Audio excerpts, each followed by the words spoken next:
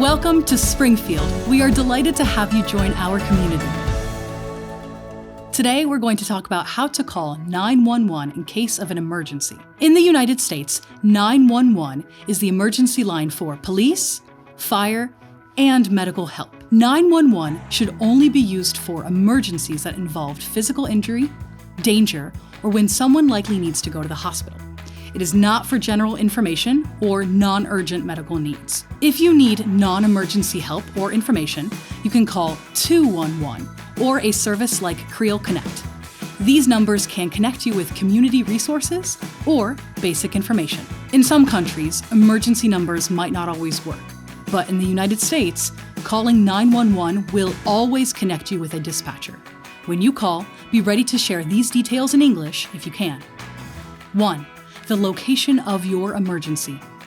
2. The nature of the emergency, or what's happening. 3. Your name. And 4. Any injuries or immediate danger. If you do not speak English, try to say in English, "I speak Spanish," or "I speak Haitian Creole." The operator will then connect a third-party translator line to assist you. This way, help can get to you as soon as possible.